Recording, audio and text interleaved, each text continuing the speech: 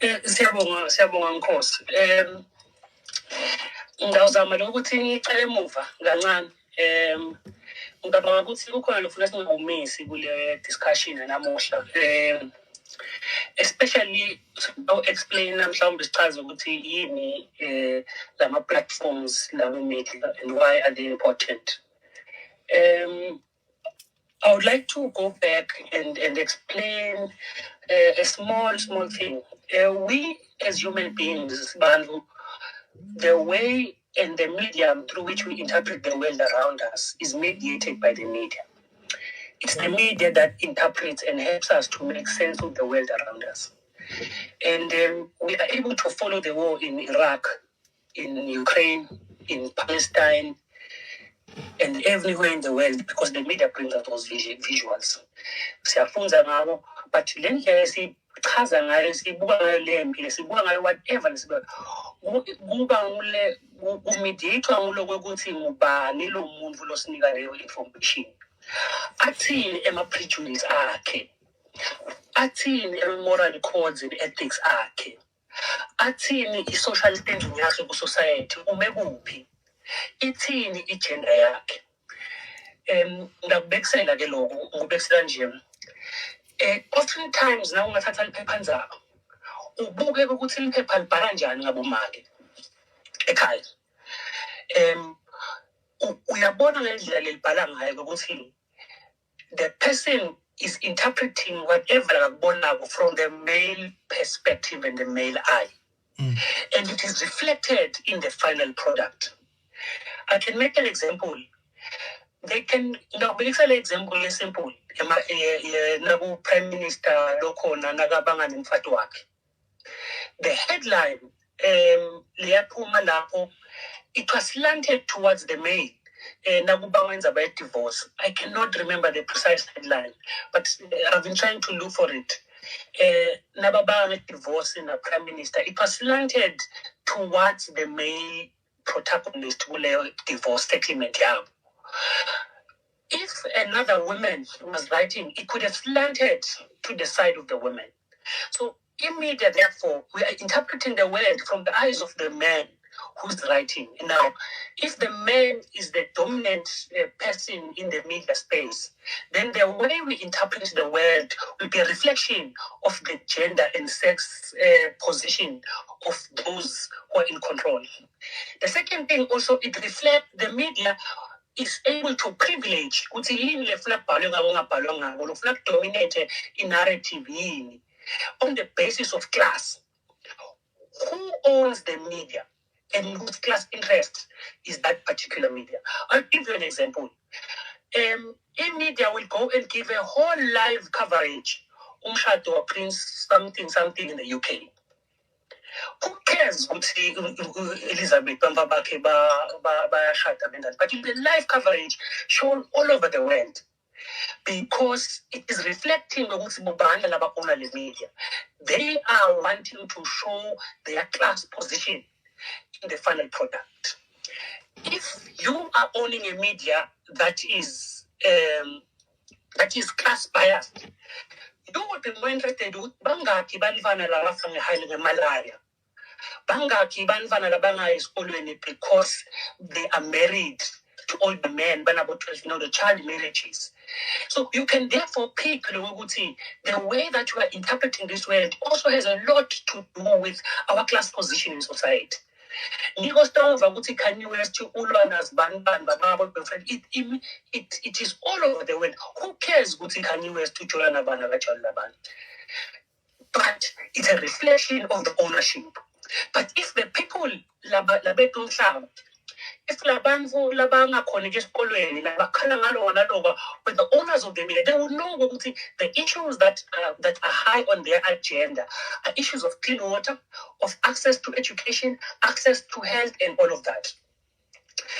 Also, the world is also we interpret the media, the world around us, not just on gender lens, but also not just on class as well, but also on who is the race, the dominant race that is controlling the media. Therefore, it will privilege that it don't reflect dominant race they control the media, and therefore shaping public discourse. And in the world today, and I'm talking about the world scale here, I'm not talking narrowing down to Swaziland. At a world scale, the dominant race is the white male. So if we combine with three, Singati, it's a white male and it's white, male, and rich. Those are the dominant players that are controlling the media. We are therefore repeating, if not, we are repeating and we are following their line and their perception of the world and how they want us to view the world. Now, in order to therefore make the media accessible and make the media to reflect our lives and our true aspirations as band of the world, we must also do what is called the democratization of the media. That is, we must fight to ensure that the media is not owned by few people.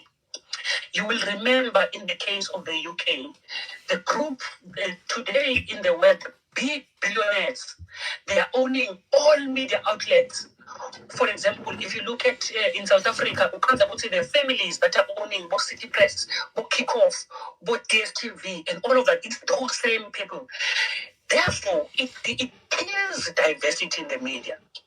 It also ensures the same old dominant narrative is the one that is prevailing everywhere in the world.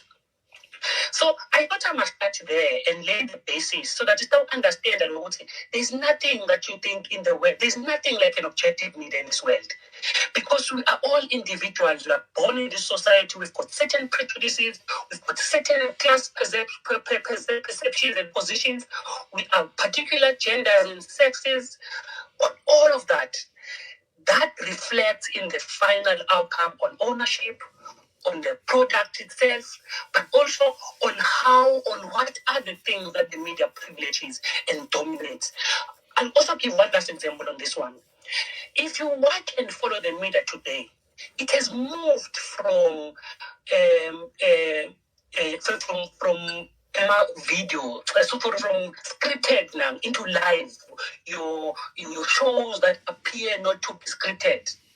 That's the new wave that is dominating. If you look at your TV and everyone is much more interested in your Big Brother Africa, into your shows about Kardashians and all of that.